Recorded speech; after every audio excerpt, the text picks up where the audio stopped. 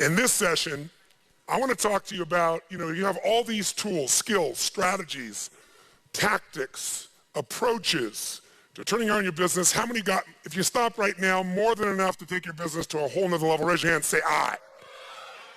So as we talked about before, knowing what to do is very different than doing what you know.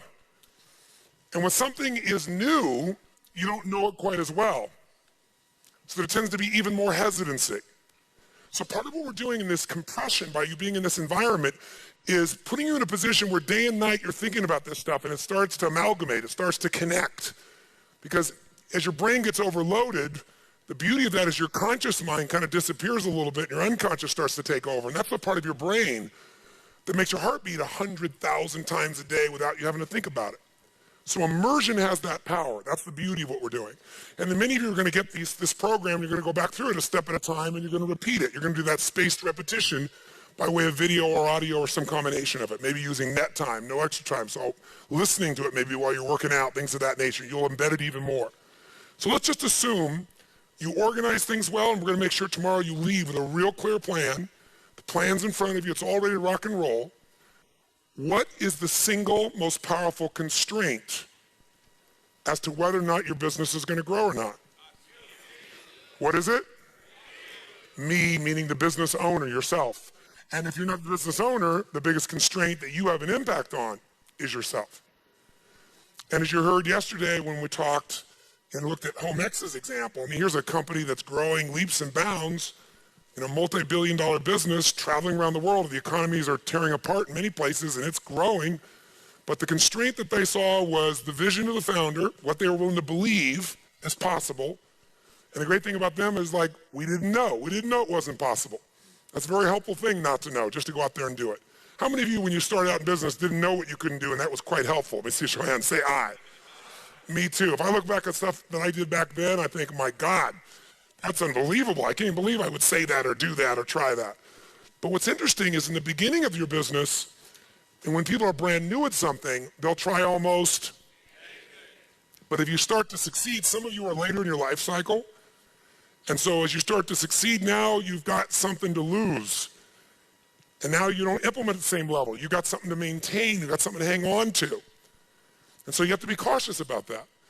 But besides your own vision, the limitations of your belief for vision, which hopefully you've been expanded, how many feel like that has been expanded? If you shout a shadow of a doubt here, say, "I." I know it has, Fair. I can see it. I've had the conversations with you. Each time you hear someone, you see a different perspective, a different way, and you go, my gosh, there's just so many ways to take my business to the next level. I don't have to wait. I don't have to hope for some, quote, good economy. The worst economy is my deepest friend because it's wiping out all my competitors and giving me an opportunity to take market share or become the leader or take their customers or buy them for a song. Selling has kind of an interesting connotation because in our culture, when we think of salespeople, we think of high integrity individuals who have a huge positive influence on the quality of our lives. Tell me the first words you associate to a salesperson, quick. Scumbag, thank you, very nice, scumbag. What else? Manipulator, liar, greasy, deceptive. Guy goes, great guy. Now, how many of you in this room are salespeople? Let me see your hands. If you're an owner of a business, you better be raising your hand. If you are a parent, you better be raising your hand. Because by the way, are kids great salespeople, yes or no? I mean, you don't have to teach them how to deal with rejection. They just let it pass on by and keep coming, right? You can't have an ice cream cone, 10 minutes later they're licking on one with a smile on their face, right? No one taught them any scripts. No one taught them anything. What I want you to get is that the single most important skill in life, we hate the word selling, so I'll give you a word that it really is that doesn't have the negative connotation. It's the word that all leaders have. What would that word be? Influence. What changes companies is leaders. The only way to change a company is leadership. If I want to change a company that I own and I want to make a shift in that company, the number one thing I'm going to do is shifting leadership. That might be taking leaders to a different level. That might bring new leaders in. That might be new leaders of new voices with new perspectives. with new skill sets, new directions, but we need to take things to another level. Leaders solve problems and leaders maximize resources. If you're going to solve problems, you can't do it yourself or it would already been solved. You have to get others to help you to do it. That requires influence. True? If you're going to get people to maximize resources, that requires influence. If you're going to get people to partner with you, provide you resources, capital, suppliers, anything, that requires influence. If you're going to have an impact on your kids or your community or the world, that requires influence. There is no more important skill of leadership than influence. And yet most of us think of it like selling, and as a result, we don't master influence. So I'm not here today to try and get you to become a master of influence in 45 minutes or so. Am I chatting with you here because we have so many of the speakers. This is the area of life I am most focused on. Because I know that if you can't influence, you can't lead. But if you can influence powerfully, intelligently, with integrity, there's no limit to whatever you can envision and what you can make real. And if your influence becomes not just you as the influence, but you're able to influence systems, people, company, culture, if you can turn other people into influencers, now whatever you vision about can be made into reality. And so as a skill of influence, we got to ask ourselves, how many agree leaders are what change companies? Raise your hand if you agree with that. Say aye. And leaders' number one skill is influence. If you agree, say aye. And then the question becomes, how do you influence? How do you influence consistently with integrity? You can influence many ways. You can do it without integrity. But the good news is we live in a world today where whatever you do, it's transparent to the world because there are no secrets anymore, are there? Try to have a secret today, bless you. You can forget the secret. With the internet, with the culture we have, with the way the world is today, there are no more secrets, and whatever you think is still possible to keep secret, give it 3 or 4 more years and it'll be impossible. Every phone call you make is recorded. There's no single phone call that goes in and out of North America that they don't have a recording of, and they can search by word, by tone, by tempo. They can even recognize voices now. There is no such thing as privacy. Everything you've ever put on the internet is there forever, and people know it and can search it. The way you write is searchable now. You can not sign your email, you can put it on somebody else's email, and the structure of your language and the way you influence things can be studied at this level. So the good news about that is manipulation as an ongoing tool for success is over. But adding value will never go out of style. Truth will never go out of style. So influencing with integrity is the secret. But what really influences people? Do facts and figures, we give you enough facts and figures out of a core story, is that going to influence people? No. It's the weaving of that story together in a way that produces what shifts people, and that's human emotion. Ultimately, the big game here is emotion. You have to influence emotion. You have to influence the emotion of your people. If you're going to maximize resources, and if we all agree, as we talked about the other day, it's not a lack of resources, it's a lack of what? Resourcefulness. If you're creative enough, if you're playful enough, if you're determined enough, if you're focused enough, you can find a way. If you're giving enough, if you're generous enough, if you're honest enough, if you're courageous enough, you will get people to help you. You will find the way. You will make that thing happen. You'll access the resource. You get someone to coach you, teach you, loan it to you, let you try it, drive it, experience it. So it's the ability to influence emotion because that's what affects our intellect.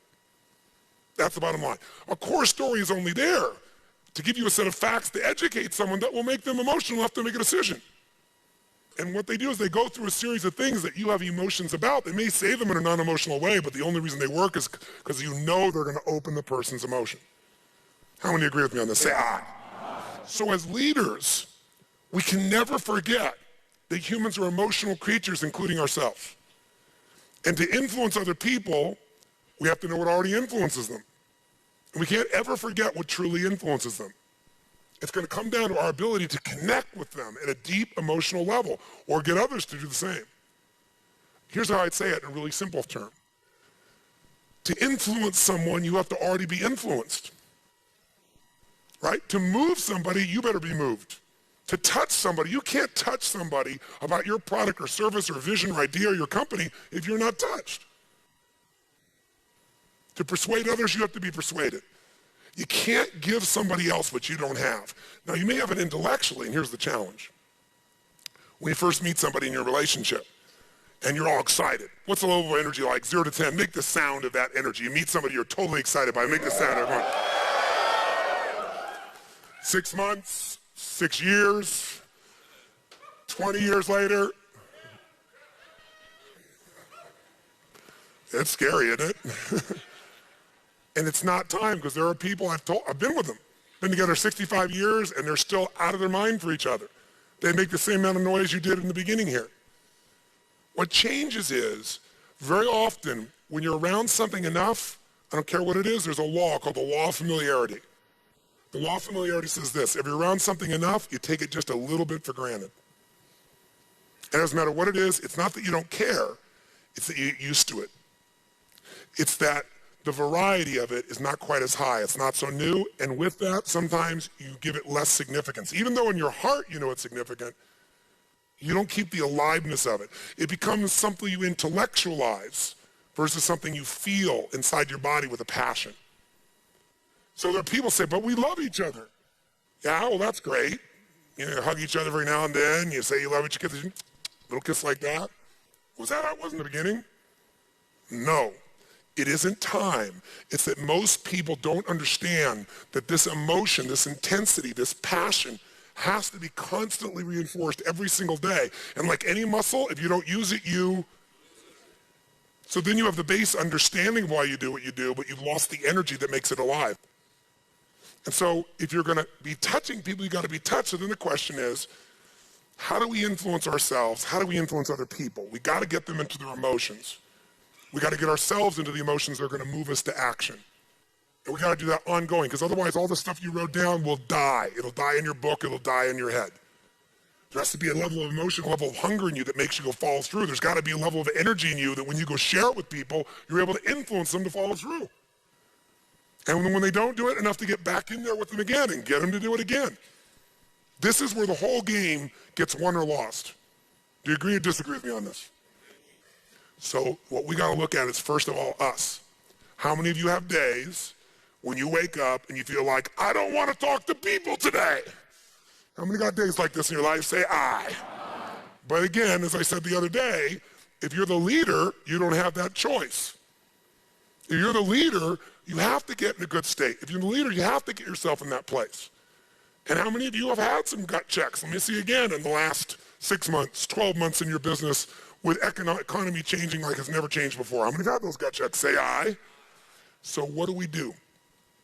We have to become masters of influence, which means we have to be able to master the state of our own organization.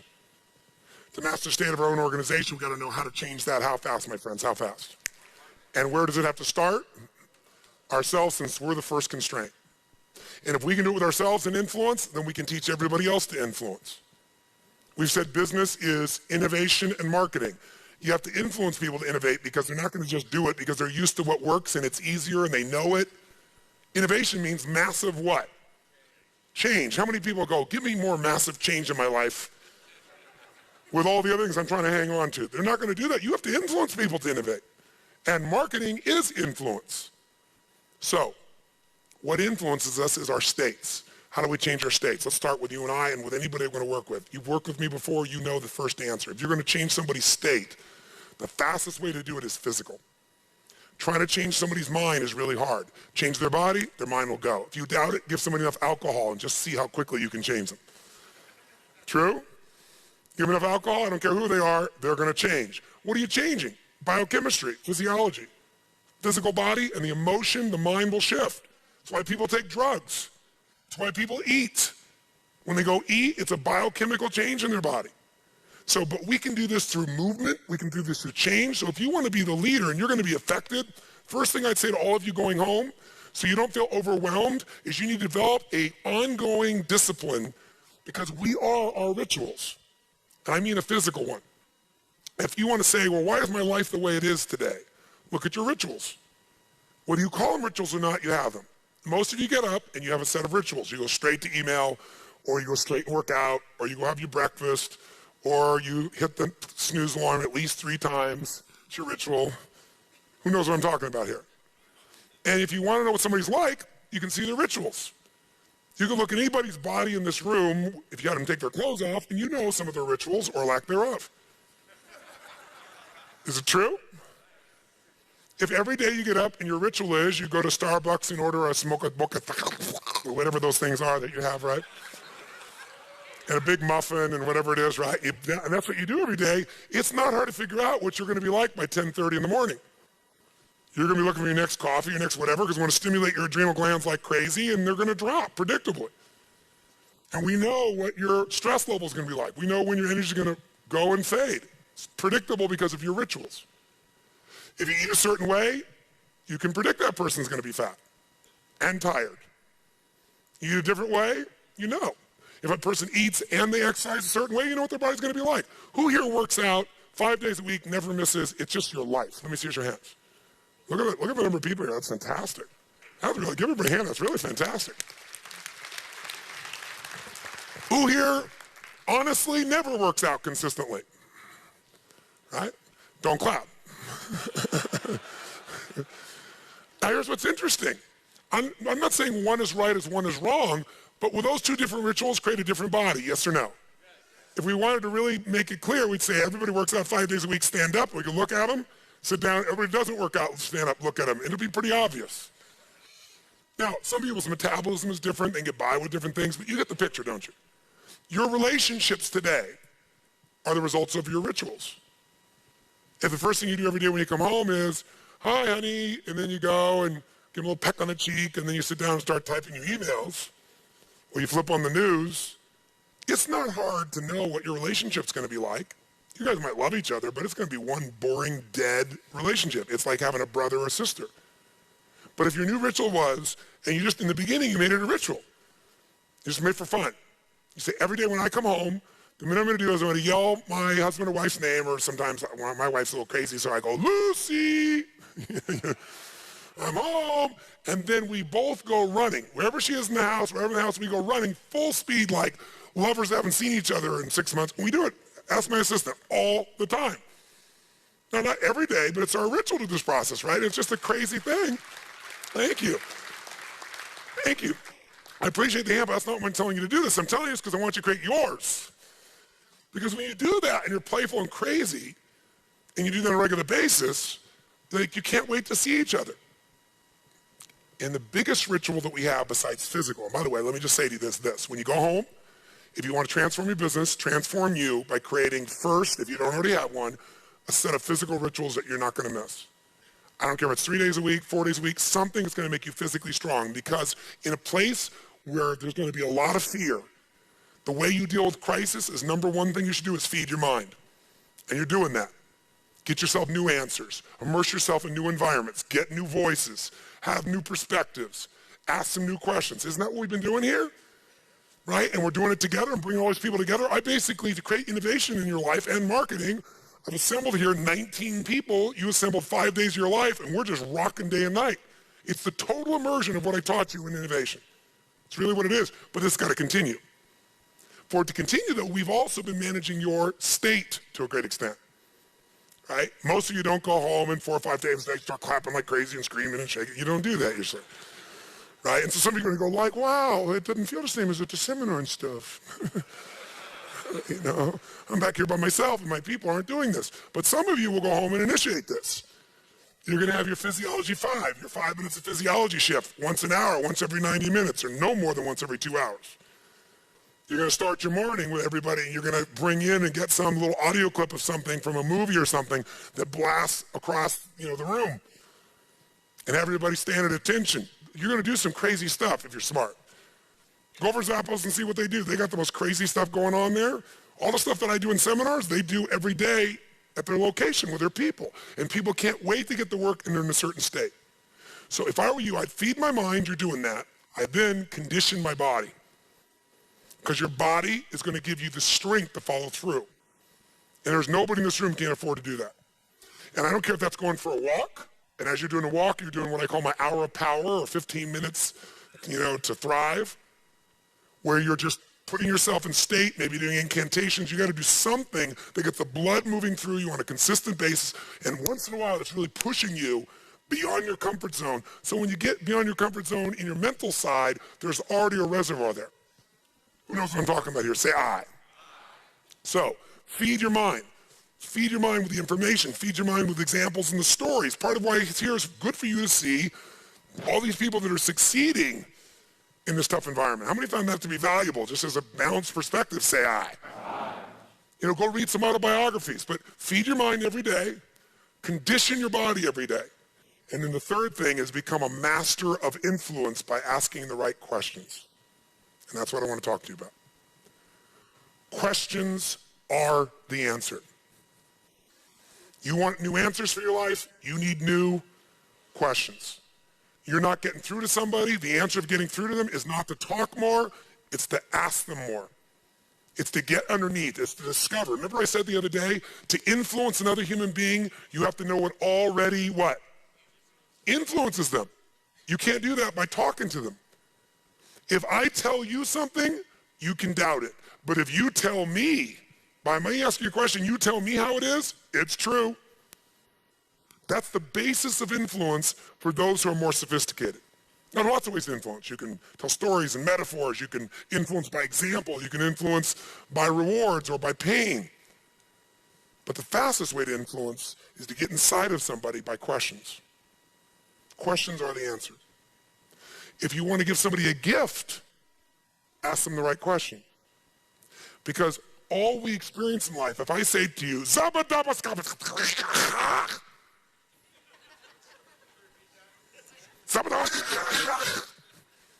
what did you just experience? Freedom. Your brain just searched 10 million files and went, don't know what that means. There's nothing in there. I don't know what that is, right? Our experiences, we don't experience life. We experience our association to whatever we're stimulated by. So if I said to you, I want to tell you a story about my senior year in high school. And I started telling you about my senior year in high school, and there was this girl that I was so in love with. Now, by the way, I can go on and on and on, but you're not experiencing my story. You're experiencing your story. You went back to high school as soon as I started to tell it. And you're experiencing somebody you were interested in. Very quickly, you're going for a reference point you can relate to. How many see what I'm talking about here? If I want you to think about your mother, all I got to do is talk about mine. Because the only way you understand things is by referencing it. So questions cause you to go inside and reference things. The right question can change anything. Who's been with me at Date with Destiny where I take, okay, so people have been Date with Destiny know I do a program only twice a year. It's my favorite program because, frankly, I've already laid enough foundational things that now I can just do my art. My art is I give people these things to do, they stand up, and it doesn't matter what's going to happen. Somebody may stand up and, you know, they're frustrated because they've achieved everything they ever wanted and they made $100 million and they can't figure out why they're depressed. A real example of a lady I worked with just the other day. Completely depressed, so much so that she's saying, I don't think, she gave us a reference point of somebody, I don't know the person's name, but I guess they're famous in the art community. Somebody killed himself, and she goes, I don't think people should be upset with him. I think you should be able to take your own life. What's that telling you? Right? So it's like, I've never lost a suicide in 30 years, out of thousands. It's one of the things I'm most proud of my entire life. Children, adult people. I don't say that to brag, I'm saying it because once you know a human being's needs, if you know what they're really after, and you know how to ask the right questions, you can connect them to any new experience of life you want them to be in. And I know all human beings have a need for certainty. Certainty they can be okay, they can avoid pain, they can have comfort or pleasure. Think of certainty as fundamental comfort. If you have no certainty that this floor was going to hold you up and we're on the 8th floor right now, you know, you might not be paying attention to me. I remember once I did a seminar in Switzerland, and it was about 2,500 people. It wasn't a huge seminar, but we were in this building, and it was a building you usually did trade shows in, just like this one, you drive trucks in and so forth. But as we jumped, everybody was jumping in the room like that, and we were rocking them. I took the house to a different level. The floor started going up and down as we're doing this much up and down, like a wave. By the way, how fast do you think people stop jumping? And I could feel, we're all feeling, people looked around. So I called the building people, and we had everybody always come in. They did this inspection and everything else. Now, this is the first day of a 3-day UPW seminar. So those who've been to Unleash the Power Within with the firewalk and so forth know it makes what we did this week look like nothing because the intensity is at a whole different level. But it becomes fun because you become so strong so quickly. You're not sitting so much. You're in it. And I can't move 3 days of people sitting for that many hours. They'd be bored out of their mind. It wouldn't change. There'd be no transformation. So they come back and say, the building is fine. It has this much play. It's just trucks usually drive on once. They don't go up and down, up and down. It's a different motion. I said, are you absolutely positive? No problem. So I tell everybody that we're still going to jump up and down. Now, this is going to require some leadership. Does that make sense? What do I got to do? I got to be able to what? Influence them. And by the way, what do you think the likelihood is where everybody told them we're starting? There's just no way they're going to do it. I said, well, if they don't do it, we might as well not do the event because you can't physically sit still and not move because emotion is created by motion. So I said, it's not going to work for 3 days now. It must happen. So since it must, my job as the leader is to influence them. So first thing I got to do is I got to own how important this is. I can't get you to own it if I don't own it. How many agree with me on this? Say aye. If I own it like 90% or 95%, will I get everybody, yes or no? You don't get people to walk on fire by 90%. I think you'll probably do well. Right? I got to own it. And by the way, what if I said, okay, we're going to walk on fire. Okay, who wants to go first? Not me, somebody else. Somebody else go first. Right? As the leader, I always go first. Right? That's my job. So all I did was I divided up the room, and I realized they needed certainty. So I said, watch, we're going to do this with a small segment. We're going to divide you into 3 teams. And so I divided one section, second section, third section, and we all jumped, and I got them jumping, and the room didn't move, stop. And that's what we did. We went all weekend long on these 3 sections, and the room didn't shake. I figured out how to give them certainty till they forgot about it. It was totally fine, right? But whenever you're going to accomplish something, sometimes you got to break it down, but you got to provide this need for certainty. Everybody has a need for uncertainty. Everybody has a need for variety. We all have a need to feel like there's a surprise in our life. Who here loves surprises? Raise your hand, say aye. You like the surprises you want. The surprises you don't want, you call problems. Isn't it true? But you need those too to feel alive. See, you like surprises that you're certain, you're not sure they're going to happen, but if they do, you're certain it'll feel good. Isn't it true? So people have a need for certainty. They need uncertainty. They need variety. They need stimulation. People have a need to feel significant, to feel unique, to feel special, to feel important. If you help people meet that need, trust me, the world is yours. I remember many years ago, Steve Wynn is a good friend of mine, and I love him. He's one of the most brilliant people I know. He's not only a genius entrepreneur, but he is an artist. He's one of the most creative people. Steve could talk about this lectern, and he could make it the most magnificent lectern you could possibly imagine. Tony, look at the metal on this. And he can just describe things in a way that are just unbelievable. So we were having dinner the very first time we ever met. It was New Year's one year, and fireworks were going off, and he and I were like totally into it. And we were talking about influence, that this is the ultimate skill in life of any business owner, and that's his only job is influence. He creates things, he loves that, but I can create all this. Guess how valuable this is if I can't influence you that it's valuable for you? 0.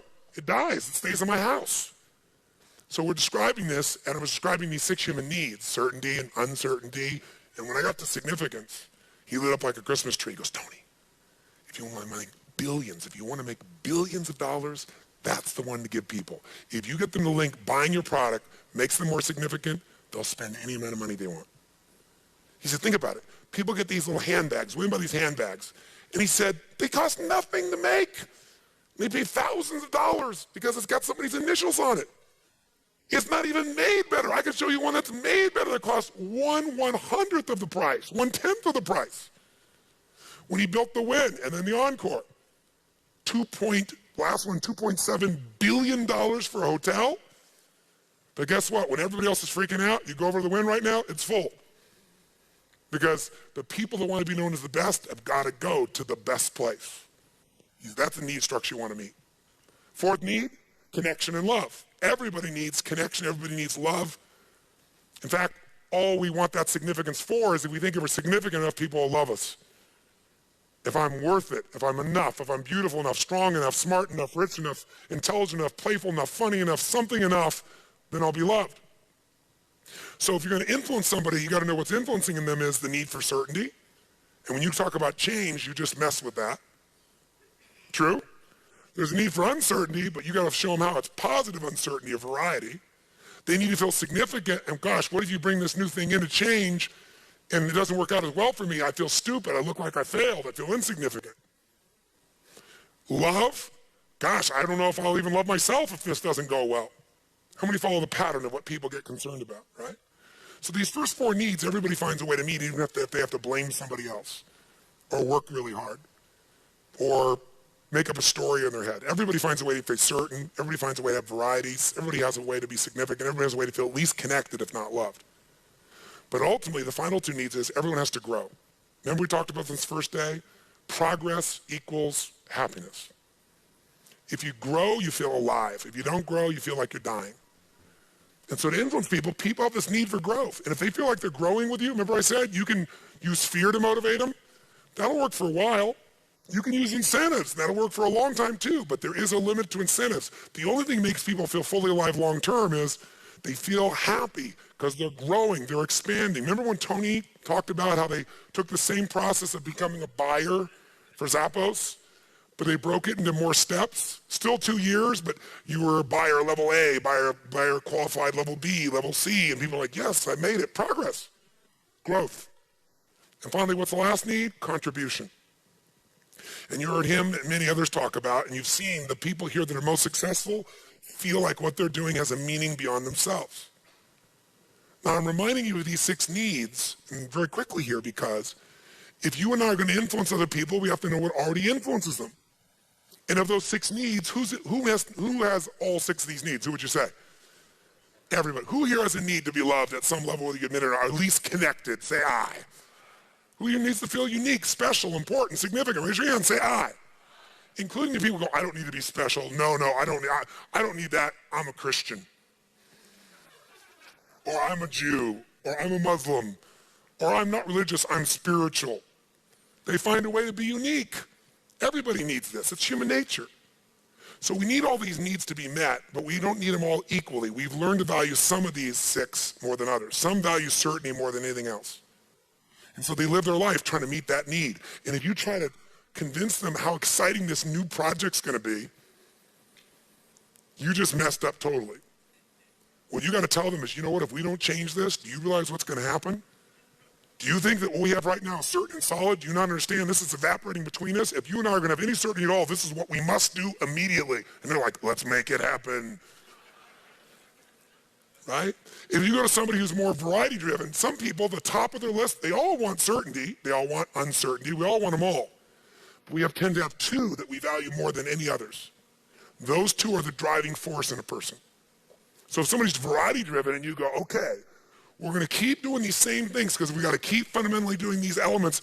And the changes we're making, they're not that big because you're trying to convince people so that they won't be too fearful. You lost that person. You got to pull them aside and say, look, you and I got to understand something here. This is an entirely new game we're about to begin. Really? You'll have their total interest. You know, John here's doing a great job keeping the foundation going, but I need you to help me partner because we're going to enter something that's never been done before. If somebody's significance driven, which all of us have a need for significance, but if it's at the top of the list, you got to let them know what's going to come of this that's going to make the game of this business so different than anybody else, how we're going to be better than anybody else, how we're going to take market share, how we're going to be number 1. You're going to have their full attention. If it's somebody that's connection and love driven at the top, how are you going to approach them? Come on, how are you going to approach them? What are you going to say? Listen, we as a family got to do this. Let me tell you what we're going to do. We're going to be stronger. We're going to love the hell out of our customers. We're going to take care of them better than we ever have. These are the things that are going to connect us to each other and to our clients like never before. Do you realize what kind of family we're going to build by implementing this? They're in. If they're growth driven, it'll be obvious. You don't even have to explain it. They'll just see the growth opportunity and go for it. If they're contribution driven, it's very obvious. So you have to be able to bring your message to someone in a way that makes sense. Now, telling them is one thing, but asking them is even more powerful. See, if I tell you, you can feel I'm selling you, persuading you, influencing you. But if I ask you a question where you tell me, you own it. It's exactly what happens at Zappos when they take people for the first week, no matter what position they have, and they put them through an immersion, right? They put them through boot camp. And at the end of that week, what do they do with those people? Do you remember? They offer them what? $2,000 to leave. Right now, $2,000 to leave. Now that makes these people, see, instead of Zappos selling you more on We're the Best Culture, they gave them enough information, enough experience to hopefully get a good hit. But now it's the ultimate piece. I have to ask myself, am I on board or not? If I ask you, you might even be asking me, oh yeah, I'm ready to go. But for me to give up that money, I gotta say, is this worth it? Is this worth more than $2,000? Is this the place I'm gonna stay? Is this, and I gotta ask all those questions. And then once I answer them, and I've answered them, I'm in. How many follow the difference here? Say I. This is a really, really powerful distinction. Instead of telling, you can tell, but ultimately you gotta ask the question that brings someone there. So if you've ever watched me with somebody who's suicidal, or somebody's having a major challenge, or somebody's happy and wants to go to another level, I'll tell stories, I'll do examples, but ultimately the moments of influence happen at moments when I ask questions. And they make this connection in their head. And I'll say, if you continue with this, tell me how that's going to meet your dream. I did this with my daughter, I'll never forget. My daughter Jolie always wanted to be a dancer on Broadway. And she was very talented. Of course, I'm her father, right? So of course she's talented, right? But at one point, you know, she's going to college and doing really well. She's based in Los Angeles. And she was winning all these dance competitions. And she came home for Christmas. And we're sitting down, and I said to her this question. I said, honey, how are you doing on your dream? And she said, what do you mean? She goes, I'm doing great in school. I got straight A's, and I'm going to dance classes. I said, I know, but I want to know, how are you doing on your dream? I didn't tell her how she was doing on her dream. You follow the difference here? I could say, Jolie, I'm concerned. You got straight A's in school, and you're doing great in dance classes, but you're not focusing on your dream, or I don't think your dream's coming about. If I start out with that, it wouldn't work. I got to ask. I got to make her break her own what? Break her what? Pattern. She goes, well, what do you mean? I said, your dream, you know what it is. What is it? Well, she goes, well, of course, the dance on Broadway. I said, uh-huh. And what are you doing? She goes, well, I'm going to school, I got straight A's, and I'm dancing. I said, are you dancing against people you're better than, or people that are better than you? What do you think her answer was? I'm better than them. I said, of course, because you're winning every time. That's a clue. So my question is, how do you get better playing against people you're better than? If you go out on a tennis court and you play against somebody that's twice as good as you are, even if you're a lousy tennis player, are you going to get better or worse playing against them as time goes by? Which one? You have to, just to stay on the court. If you sit across from somebody whose skill set is lower than yours, even though you want to practice as hard as you can, what's going to happen to your game eventually? It's going to go down. And you can just watch her process this. Now, if I said to her, you need to leave California, move to New York, and compete with other people, that probably wouldn't work too well. But I started out with, how you doing on your dream? And then I got her to say, what is your dream really? And I knew what the answer was. By the way, the best way to influence people, if you're trying to serve them, is you better know what you want to take them towards. As a leader, I got to know where I'm going to take you. That's my job. If you're a parent and you're not leading, your kid's leading you, you're not much of a parent. That doesn't mean your kids can't inform you, but there are points in life where you got to be able to lead them. And you can lead anyone wherever you want as long as you know where the outcome is and you ask the right questions. I could take a deck of cards, have you take out any card, see what the card is, and I can lead you that card. You take out, for example, you know, the Ace of Hearts, the King of Hearts. And I say to you, well, let me ask you a question. A deck of cards has 52 cards in it, but they're broken up into 4 different suits, aren't they? What are they? Spades. What are they? Come on. Yeah. So as you think of those, pick one. Pick one. Hearts. And some of you won't pick hearts, so I'll say, pick another one. And if you already go down, I'll say, if you ask everything, I'll say, and that leaves until we finally get to hearts. Right? And then I'll say, of those hearts, you know, there's one that's valued more than the other one. What one is it? I mean, I can lead you wherever I want. I'm going to get you to say the King of Hearts or the I'm going to take you wherever I want to go with questions, but I better know first. So I say to her, by competing with these people who you're better than, because you told me you're better than them, so I'm not saying it, she's saying it, are you going to get better? What happens in these moments? She's making new connections in her head, new nuances, new beliefs. And she says, well, no, I'm not. I said, let me ask you another question. What's the life cycle on a dancer? I mean, can you be a dancer when you're 40, start when you're 40, 35, make it on Broadway? She goes, no. I said, how old are you? She goes, what do you mean? You know who I am. But I said, oh, just how old are you now? She said, well, I'm 21. I said, when would now be a good time for you to start? Now? Oh, yeah, it's a good idea. She said, what do you mean? And I said, honey, everything I've done in my life has been based on modeling, but also there's something in me that most people don't realize has really made me successful, and that's a sense of urgency. I do not settle. I do not wait. You wait and it's over. If you allow something to distract you, at the moment you're about to get the most important information you need in your life.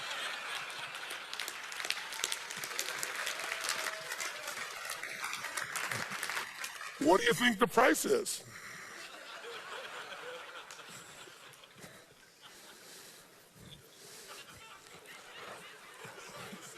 And I said, no, it's called utilization. By the way, I will tell you this aside. One of the greatest skills in your life as an influencer is I call utilization, which is whatever happens, use it. That's the greatest gift you can give yourself in business and life. Whatever happens, use it. If you're aware that whatever happens is always an asset to your outcome, if you have the belief it's always an asset, I just need to know how to use it, then everything in life plays to you. It might be another metaphor, what Tony from Zappos talked about when he had those people take the test, say, am I lucky, extremely lucky to unlucky? Remember that? And ironically, the people that think they're extremely lucky have a different life. They have a different life because they utilize everything. They see everything as to their advantage. Anyway, with my daughter, basically what I said to her was, honey, I want you to get, you think I'm a genius. And I said, and I am. But I said, my deepest genius is urgency. I am one hungry mofo. I will not let an opportunity pass me by. I will not see something that's possible and go, well, I'll try that later. I grab it. I grab it right then by the hair. I crush it. I go after it. It isn't just talent. You know, how many talented people do you know who have unbelievable talent, but they never lived their dream? How many people you know that are brilliant and are depressed? How many people you know that have up-to degrees in education but can't fight their way out of a paper bag? By the way, you're all answering those questions. You don't have to answer them out loud. I usually, in an audience, invite them to answer that out loud because it creates momentum and energy and keeps your energy high. But I don't have to use that style. I could use anybody's style as long as I ask the questions. The answers are going to show up, aren't they? And even if you say no, that's still an answer, isn't it? So I said to her, honey, I said, is this making sense? She goes, yeah. What are you proposing? And now she's open. How many follow? Right? Because she now believes I've got to do something. If I stay on this path, it's not going to happen. There's not enough time. I'm 21 years old. I said, well, honey, how have I ever succeeded? What have you seen me do? What is the secret to me compressing decades in a day? She goes, modeling. I said, that's right. I find the best in the best. I won't settle until I find the very best. Not somebody good, somebody who's the very best. And I go figure out everything they do so I can compress decades into days. You need to go model or work with the best person in your industry in the world who happens to be in New York. And you need to train with them. And it's not enough to model somebody. You got to take massive what, my friends? Massive what? You can come here and model the people here, but if you don't do anything with it, it's over. It's not going to happen. So I said, you got to take massive action. She says, well, what are you proposing? I say, leave school, move to New York, go into training. I will pay for the training as long as you have a full-time job paying for your housing. Because I want you to be a working actress, and as long as you're going on auditions. You can't just go train and work. You have to find a way for auditions too. You do that, I'll pay for you to be able to go there. I'll pay for your training, you pay for your housing. Because that's really scary. That's a lot. That's a lot. When would I do this? She goes, I'm in the middle of school. I said, when would now be a good time? She goes, you mean like right now? I said, what do you think?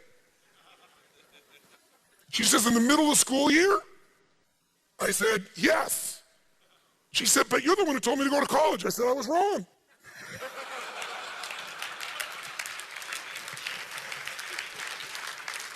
I said I wasn't wrong about college. I'm glad you're going to college. You got straight A's, and you can go back and do that later. You're not going to run out of time to go to college. You're not going to lose any of your credits. But you're running out of time to become a dancer. I said, I don't know if you're that skilled. I think you're gifted, but I'm your father. Of course I think you're gifted. You could be ugly. I still think you're beautiful. You actually were when you were born, kind of like a lizard. I still thought you were cool. Right? So I said, the only way we're going to know is if you get in it. Because I said, there's one emotion I don't ever want you to have in your life, my girl, and that's regret. That's an emotion I don't want you to ever have. That's up to you. But if I can help you from not having it, that's what I'm talking to you right now. And if you don't take this shot now, you tell me what level of regret you might have later in life. She goes, wow. Right here, right in the middle of school, right in the middle of Christmas vacation. So guess what? She said to me, do you mind if I ask anybody else their opinion? Sure, people pay me $1 million a year for me to coach them. But you should frickin' ask somebody else what they think.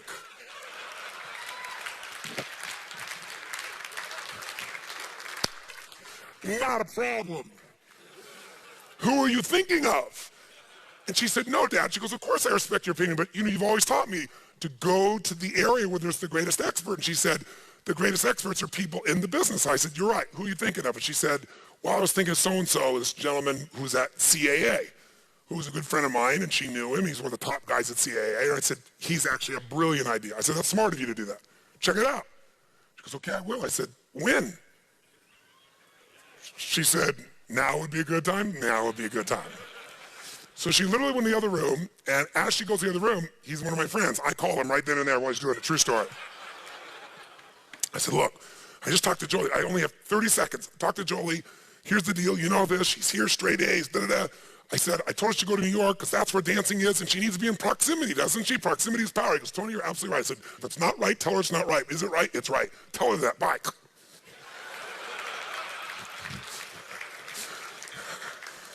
No exaggeration. She walks in 3 minutes later and says, the line's busy. I left a voicemail.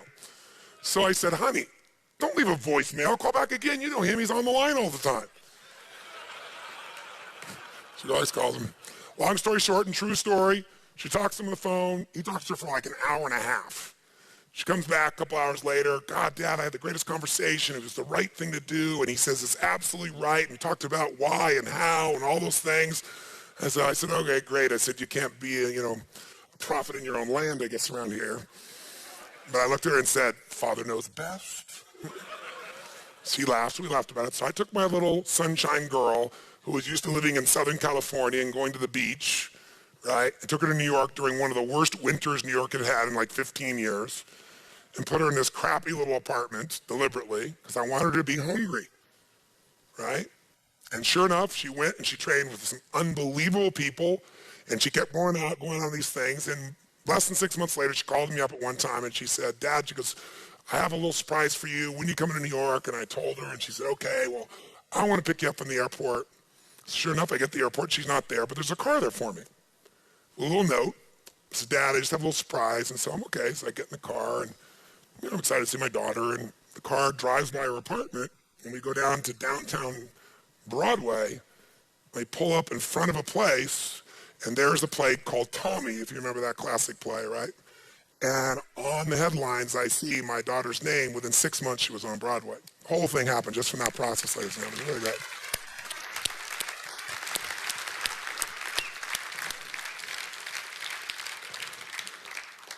Influence is the game. You must lead your children, you must lead yourself, you must lead your business, which means you can lay down law, foundation, principles, distinctions, you can tell stories, you can give examples, but ultimately you must ask for the order. You must ask for the action. And you must ask in a way where they're already convinced because they know it's right inside of them, not because of the power of your personality. Because the power of your personality will go away. But see, when I went away, she already owned all this. How many follow the difference here? Say I. Plus, you'll learn a lot. You'll learn. You'll find out I'm trying to influence do something may not be right. Maybe the better thing is some mixture between what I thought and they thought. You'll find that by asking questions. You can't just ask questions where you're only trying to get to the outcome. You got to have the overall outcome, and you got to be open to what's happening as feedback along the way. And you got to know what people need: certainty, variety, significance, connection and love, growth, contribution. And you got to know which one of those they value most to get their attention. You got to start with what they value, not what you value. See, most people think influencing someone is getting them to do something. Well, if I said to somebody here, okay, I'll give $1 million to the first person up here who's naked within the next 15 seconds, trust me, that's not influence. Any idiot could pull that off. That's a bribe. And that's what some of you do with the people you manage. You try to bribe them, and you go, look how well they're doing for a while until that gets old. Till being naked gets old or $1 million gets old. $1 million gets old. Who knows what I'm talking about here? Yeah, some people in this room know $1 million isn't squat. Whatever you're around, you get familiar with, it loses its intangible quality. So you got to be constantly thinking this game about how to meet these people's needs. You got to use questions to do it. Who else do you got to ask quality questions of, my friends? Who? Ourselves. If you want to get yourself in state every day, what are you going to do? Feed your mind? What are you going to do? Condition your body? What are you going to do? Ask better. Not, how am I going to survive this economic downturn? That kind of question, you're going to feel like hell and you're going to do like hell. Because that's going to put you in a state where you're not going to come up with any answers. So what are some of those questions? Well, in my own life, I learned to ask questions that were very helpful to me. I learned just to go, instead of saying, I'll give you an example. I remember I was on the road. I'd done 120 days in a row on the road. 100 of those days I'd been on a stage. My voice was gone. My body was gone. Because most of the things I do are not like this, where it's you guys are sitting in chairs and it's casual and talking for a few hours. Here's a 50-hour day, weekends. Bam, bam, bam, bam, bam. And then the full time in between, and then flying 12 hours. Crazy. And I got home, and I was burnt out. I was physically burnt out. And I got home, and the first day I was home, I had 100 and something phone calls. Now, this is obviously the days before email, because I thought 100 phone calls was really just horrific. Right? I was like, 100 phone calls, and these were the questions I asked myself. I was like, what the hell is the matter with my life? How did I end up in this pit? By the way, I was living in a 10,000 square foot castle overlooking the ocean in Del Mar, California, while I was saying this to myself. But can you hypnotize yourself with questions, yes or no? Questions have presuppositions, like the man who came the other day and said, well, how can I do this when it's impossible? That's basically what he said to me. He said, how can I double my business when, no one is buying anything anymore? Well, if you ask a question built with a negative presupposition, you're in pain. You asked a better question.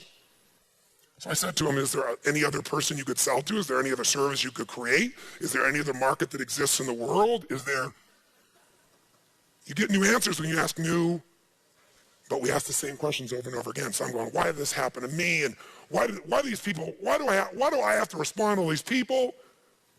But then what I did is I realized to change my state. I went and drank some water. I was dehydrated. Shook my body out. So what I'm going to do first? I'm going to just go for a little run. Went for the run, got my body changed, and the state changed. New focus came with new questions. I started thinking, you know what? I would have died to have some of these people call me, 4 or 5 years ago. One was the President of the United States on that list. Another was a guy who's now one of my dearest friends that I remember I used to be a fan of this man. He's just a genius of a man. And now he's one of my best friends. And so I asked myself, how did I get so lucky to get these people in my life? How did I get so lucky to have 100 people want to talk to me in a day? There was a time I can remember in a 400 square foot bachelor apartment in Venice, California, when I heard the song, I Am, I Said, and no one heard, not even the chair. And I sat there with tears thinking my life had no meaning and I mattered to nothing and no one. Sometimes it's good to ask a question that reminds you that whatever you think is stressful today was something you would have dreamed about at one time in your life. To have a foreground, you need a background. Sometimes it's useful to remember your background. So I asked myself, okay, why do I want to call these people back? Is there a presupposition there, yes or no? What would be great about calling these people back? Well, I said, actually, I want to catch up with Peter. And pretty soon, instead of having to do it, does the state you do something in affect the people you deal with, yes or no? And your state is affected by what you focus on. And what you focus on is controlled by questions. So then I thought, a better question. I said, how can I make all 100 of these phone calls and enjoy the process? Because for me, it meant sitting down, being all crunched up, going in there, talking, not breathing, not eating, not anything, 100 calls, right? And I looked out the window as I saw that outside. It was a sunny, beautiful day, and there was sitting my swimming pool and jacuzzi overlooking the ocean. And I said, I'm calling everybody from the jacuzzi. Because I asked a better question. How could I make these calls and totally enjoy the process? I didn't get the answer. So if you keep asking, that's the secret. Ask and you shall. But you got to ask consistently, and you got to ask from a state of certainty. Not like, well, what do I do? That's not going to do. I said, how can I make this call until I enjoy it? I went, I'm going to call from the freaking jacuzzi overlooking the ocean. If I wasn't making the calls, that's where I'd be. So why wait? So I took my little list down and got not my cell phone, but my little extender phone out, right? And I sat in that swimming pool and talked and laughed. And I remember why I was calling everybody. And before I called them, I thought about all the things that we'd done together or what was cool I wanted to share with them. And I made all the calls. I didn't reach everybody, nobody was reachable, but I made all the calls I could possibly make. And I was in that jacuzzi for about 3 hours, and I came out like I looked like I was 4,000 years old. But I was so relaxed, and I had the best time, and all the calls got made just because I asked a better what? If you want to influence somebody, ask a better question. That's the whole game. If you have a problem, people tell me all the time, I have a problem with that. And I say, what's your question? Because all you're saying when you have a problem is there's a question that you have that's not been answered. Problems are really questions that have not been answered. But when you state them not as a question, you forget that you're after an answer. So tell me your problem in your business, sir. Funding. What's your question? What's your question? Because by the way, when you go, my problem is funding, guess what you got? Now you have a problem. It's yours. You get to hang on to it. You get to label it my effing problem. You get to show people your problem. You get to talk about your problem, but nothing changes. Nothing changes until you get an answer to what really is going on. What really is, it's a problem because you haven't formed it as a question. If you got the question and you keep asking it, and you ask it with enough certainty, playfulness, creativity, you ask it of the right people, you ask it of enough people, ask and you shall what? Seek and you shall. Now you don't have to be religious. Those are useful terms to remember because it's true. But the problem is still your problem because you haven't formed it as a quality question. You know, say, I got a question. How come I can never get funding? Yeah, that's like somebody says, how come, I can never lose weight? And your brain goes, because you're a pig, right? If you ask a lousy question, you get a lousy. It's true of your customers, true of yourself, true of your clients, true of the people that work with you. So what's your question, sir? My question is, how can I go out and talk to some people and let them understand what a great investment that bullet hire is? Okay, give me a hand. That's a nice question. Very nice. And stand up, sir. And now tell me the answer. In fact, tell me 3 answers because I want to show you all something. Problems get solved only when you adopt this philosophy. No more than 5% of my time on the problem, 95% of my time on the solution. In most organizations, if you took the amount of time they spent talking about the frickin' problem and what caused the problem and where the problem came from and who's responsible for the problem and how the problem emerged, is it that ratio, yes or no? No, it's not 5% of the time, is it? It's probably almost reverse. It's usually 70, 80% of the time on the problem. If you're lucky to get 20% on the solution, it's usually 5 or 10% of the time on the solution. I'm talking about core, total focus, where you've crystallized what the question is you need the answer to. And that's where you've been. You've been focused on this thing called a problem, and there is no thing called a problem once you form a question, if it's a quality question. So one thing I used to do in my seminars in the very beginning, in the big seminars, like here I can mingle amongst you because I can get out and get back out again. But in my big seminars, most of you know I have security. It's not so like I want security. It's because I couldn't physically function. Because once you get to 2, 3, 4, 5,000 people, 10,000 people, there's just too many people. It's overwhelming, and people won't let me go, and I couldn't function. I couldn't move around. So what I did in the beginning days before I had security is people would run up to me here, and they all want to get their question answered. And I got a process in between because I'm running the frickin' thing. And I can't do anything. I can't go to the bathroom. I think that's why I developed bladder control. It's because the break was over and I was still standing there with 20 people, right? So I came up with a plan, and I implement this in every company in this room. And I actually thought about this, something we even could implement in our big seminars, even the large seminars would be easy to do as well. People all want me to give them the answer. And I'm happy to give them an answer, my answer, which might be a good answer, might not be, but it's the best one I can give you. But even if I give you the best answer, wouldn't it be better if you came up with the answer? Because I come up with it a little bit of you is a little annoyed that I had the answer and you didn't. First, you're happy to have the answer. Then later on, you're a little pissy because you went, oh, I could have thought of that answer. I'm doing the show for NBC. It's called Breakthrough with Tony Robbins.